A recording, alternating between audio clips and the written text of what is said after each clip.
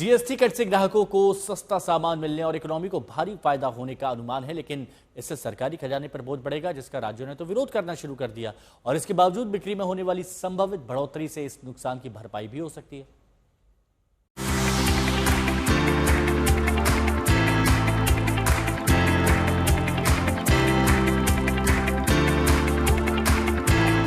GST सुधारों के बाद आम आदमी की जेब में ज्यादा पैसा बचने के दावे किए जा रहे हैं। रोजमर्रा के आइटम्स के साथ साथ गाड़ियों जैसे कभी कभार लिए जाने वाले सामानों के दाम भी इस फैसले की वजह से कम हो गए हैं। माना जा रहा है कि इस कटौती का असर केवल आम आदमी की जेब तक सीमित नहीं रहेगा, बल्कि अर्थव्यवस्था को भी इससे नई रफ्तार मिल सकती है। अनुमान लगाया जा रहा है कि इन सुधारों से ग्रोसरी और डेली एसेंशियल्स पर 13% तक की बचत होगी, जबकि छोटी कार पर 70,000 रुपए तक की राहत लोगों को मिल सकती है। अलग अलग सेगमेंट्स पर मिलने वाले फायदों की बात करें तो सरकार के अनुमान के मुताबिक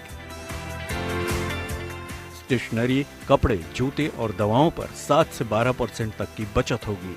वहीं इंडिविजुअल हेल्थ और लाइफ इंश्योरेंस पॉलिसी अब जीएसटी फ्री हो गई है, जिससे 18% तक की बचत संभव है।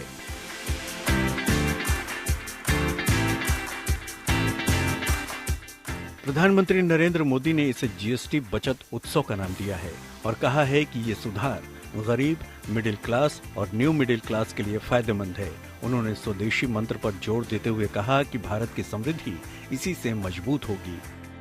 आज समय की मांग है, देश की मांग है कि हम स्वदेशी अपनाएं, खरीदे वही जो देश में बना हो, बेचे वही जो देश में बना हो, गर्व से कहें ये स्वदेशी है।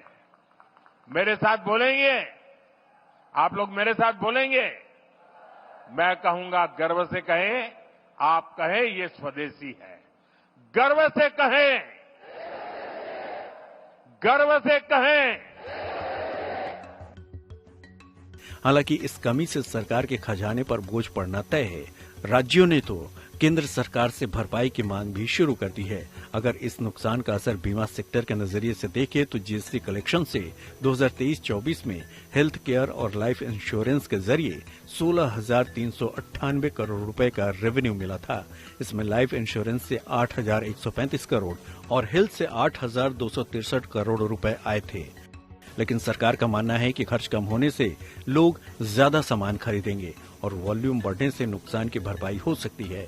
जिस तरह से कंपनियों ने जीएसटी कट का पूरा फायदा ग्राहकों को देना शुरू कर दिया है, उससे भी भरोसा बढ़ रहा है। सरकारी खजाने की शुरुआती नुकसान के बाद लॉन्ग टर्म में फायदा मिलेगा। वित्त मंत्री निर्मला सीतारमण ने दावा किया है कि ये सुधार अर्थव्यवस्था को 0.8% तक का जीडीपी बूस्ट दे सकते हैं। ओडिशा के सीएम मोहन चरण मांझी ने इसे स्वदेशी सामानों की खपत बढ़ाने वाला कदम बताया है। कुल मिलाकर ये बदलाव मिडिल क्लास और किसानों को राहत देंगे, एमएसएमई को मजबूत करेंगे और विकसित भारत 2047 के लक्ष्य की तरफ तेज कदम बढ़ाने में मददगार होंगे। आज तक ब्यूरो।